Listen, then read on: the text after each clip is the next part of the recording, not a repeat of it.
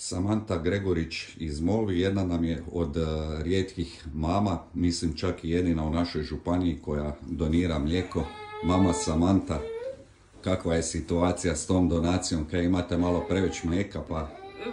Malo više preveć. Malo više da, preveć. Malo više, da. Dnevno moj sin popije oko pol litre do 7 decija, a ja izdvojim dnevno skoro 2 litre. Tako da, rekao, kaj bom s tim mlijekom, nemam kako više kam skladištiti škrinje, a nema smisla, jer to mlijeko ima isto rok trajanja, jel? Mm-hmm. Ne bom sad to pil do prvog razreda. Tako da, pitala sam patronažnu sestru da li ja to moram koji mami tu našoj području, možda si koja ne me priuštiti adaptirano mlijeko ili iz nekog razloga ne me dojiti. Pa rekao, rado bom podijelila to s njom. Mm-hmm. Ali mi je rekla da tako baš ne mre ići, da to mora ići procedure, tako da preporučila mi banku mlijeka. Mm-hmm. Ja sam njih kontaktirala, zapravo sve je teklo putem maila, dogovor o tome kako budu oni meni poslali, koje ja moram nalaze prije toga napraviti, odnosno i vaditi krv i koje kakve krvne nalaze ostale.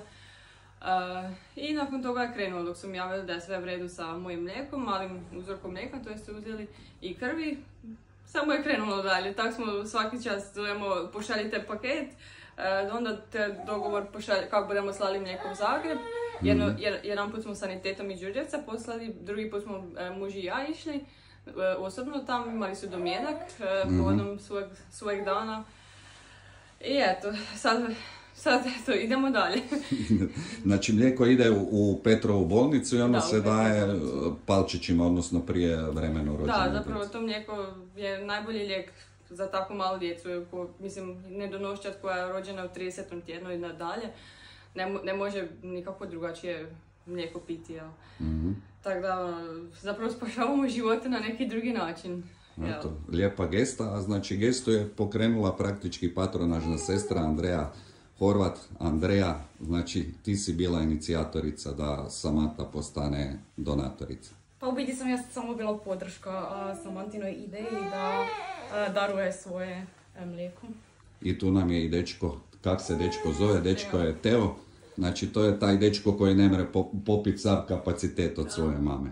Eto, lijepo, ovo nam je lijepa priča. Samanta, kaj misliš s drugim djetetom dok bude, hoće li biti ista ovakva priča i koliko je zapravo to naporno izdajati se, koliko se puta dnevno izdajaš?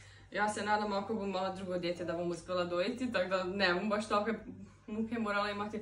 Ovo je naporno definitivno, ne bi preporučujem kome god more, ali da ovakvim, to moraš imati živce, moraš imati stvarno veliku volju. Jako je lijepo darivati i lijepi osjećaj da si spase, pogotovo takve male živote, da si im pomogao, ali ne znam, naporno je to dosta, naporno je. Ali dok vidiš kako to krene, dok vidiš zapravo koliko ti moraš to napraviti toga, onda se svaki dan misliš, izdajanje po izdajanje zapravo, pa gledaj koliko sam sad izdala, pa ne bom odustala, pa zašto da odustane ako mi ide, jel? Mm-hmm. A i odlučila sam da moje dijete bude pilo moje mlijeko do godinu dana, kako god. To kaj sad nismo uspjeli dojeti, rekao to je, jel, igra sad situacije kak je izigrala se, ali ako budem mogla dojeti, budem, ako ne. Znači izdajanje koliko? 8 puta? 8 puta dnevno se izdajam po sat vremena. Znači na to ode koliko? 8 sati vremena? Zapravo radni dan. I još dok ubrojimo nekih sat i pol sve skupa pranja bočica, iskuhavanje bočica i sve sastavljanje nazad, sad ste evo imali priliku pogledati kako to ima posla s tim zapravo. Evo, svaka čast Samanta, još jednom sve pohvale za čin.